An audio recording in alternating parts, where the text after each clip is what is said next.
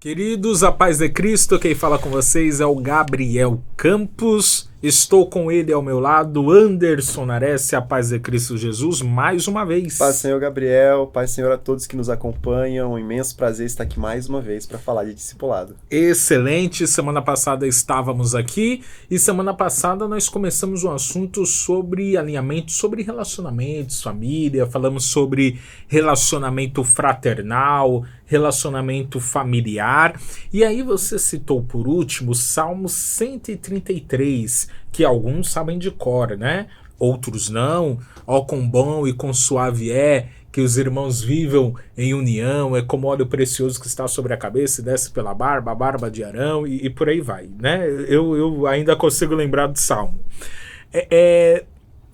Esse Salmo você falou que não é apenas uma questão de amigos, irmãos da igreja, mas também de amigos do dia a dia, da família.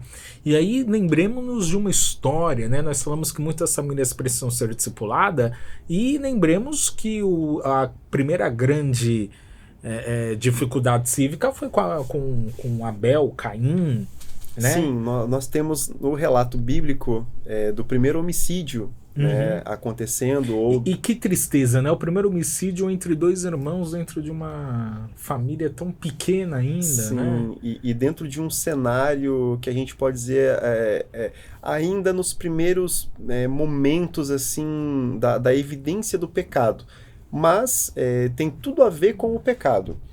O pecado ele produz a violência, ele produz a inveja, ele produz essas obras da carne que nós conhecemos hoje, que está lá em Gálatas capítulo 5. E nós vemos o cenário de Caim e Abel, a inveja, a falta de domínio próprio, né, que inclusive o domínio próprio é um fruto do Espírito. Nós já vemos que não teve domínio próprio. E acabou que houve esse ato de violência decorrido ali da morte. E é triste isso porque no seio familiar isso não pode acontecer, isso não deve acontecer, não é o plano que aconteça. O plano de Deus para a família é que ela cresça e ela se multiplique e que ela viva em harmonia.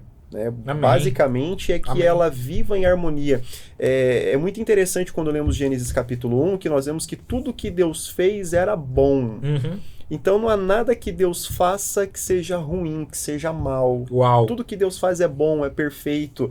Novo Testamento, a vontade dele é boa, perfeita e agradável. Uau, perfeito, então, perfeito. A vontade para a família é que ela viva nesse ambiente de harmonia. E o Salmo 133, que nós falamos semana passada e trazemos novamente, ele traz esse modelo de relacionamento não só para a família, que é o contexto primário, mas para todos os relacionamentos. Devemos estender isso. Isso é um modelo de relacionamento fraternal para a família, mas também um modelo de relacionamento social, onde eu devo entender que essa pessoa também é meu irmão. Afinal, viemos do mesmo pai biológico e da mesma mãe biológica, né? Adão e Eva. Então, de certa forma, somos ainda assim irmãos. Irmãos, uma grande família, né? Não somente uma família espiritual, mas Deus fez a criação a partir de Adão e Eva. Gostei.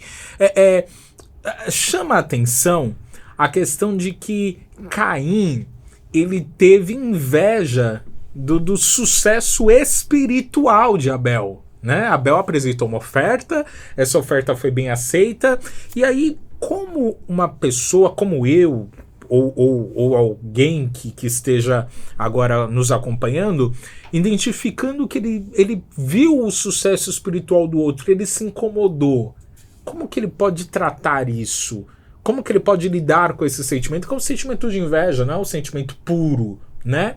E como ele faz também, uma segunda questão seria se ele identificar isso em alguém, porque alguém deveria ter identificado isso em Caim, né? Deus identificou e o corrigiu, e ele ainda não deu ouvidos. Mas como que os pais, como que um líder, como que um amigo pode ser intencional ao entender ou ao verificar que alguém teve esse sentimento que Caim teve, né? Um sentimento de inveja espiritual e além da espiritual. Sim, essa é uma pergunta que vale R$1 milhão. Uou! É uma pergunta que exige uma resposta que vai definir muita coisa. Eu vou começar de trás para frente a responder a sua pergunta. É que nem a escrita hebraica, né? De trás para... Tá bom, então mande. Da direita para a esquerda. Mande.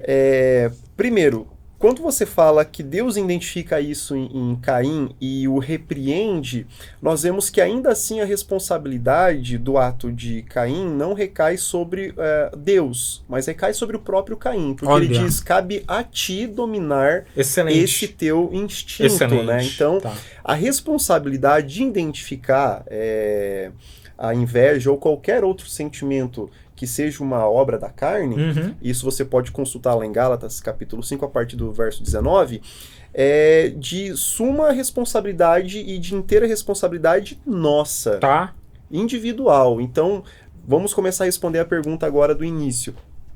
Se eu identifico em mim um sentimento de inveja por conta de um sucesso espiritual do meu irmão, qual que é a decisão que eu devo tomar? Em primeiro lugar, eu preciso condenar esse sentimento de inveja que há em mim. Não há como eu continuar suprindo isso, porque tem um exemplo bem fatídico ainda na Bíblia do que acontece com aquele que nutre esse sentimento e o carrega. Ele leva isso aqui a um desfecho trágico. Então, primeira coisa é condenar esse sentimento de inveja que há em mim. Segunda coisa é tratar esse sentimento de inveja. E como esse sentimento de inveja será tratado? A partir do discipulado, a partir de um relacionamento saudável, a partir do entendimento de que eu devo honrar mais o meu irmão e colocar ele em um lugar superior a mim, porque mesmo que ele seja uma pessoa humilde, vamos assim dizer, ainda assim eu devo considerá-lo superior a mim. Esse é um dos mandamentos recíprocos, considerar o seu irmão superior a você, para que eu possa conduzir a minha vida a isso. E um terceiro ponto se o meu irmão teve sucesso espiritual, o que me impede de ter esse sucesso espiritual também? É longe de ser uma ganância, tá? Não é uma ganância. Mas se você alcançou, o que me impede de alcançar também se o Deus é o mesmo, se eu posso orar, se eu posso buscar também e ter esse mesmo sucesso espiritual? Então, é uma forma didática também de aprender que nós podemos evoluir a cada dia mais e mais. E considerar o outro como meu professor. Também, né? Olhá-lo como exemplo. Muito bom, Nares, muito bom. Eu tenho uma pergunta, então, aos que me ouvem nesse momento. Como estão os seus relacionamentos? Como está o seu relacionamento fraternal, familiar e por aí vai?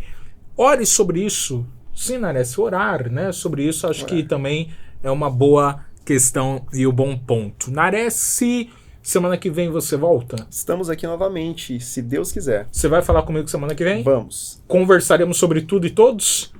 Tudo. E não sobre todos? Todos não, né? Tá bem discipulado, tá bem discipulado. Deus abençoe, Nares. Obrigado, Deus amigo. abençoe. Fiquem Forte com a abraço. paz. Deus abençoe.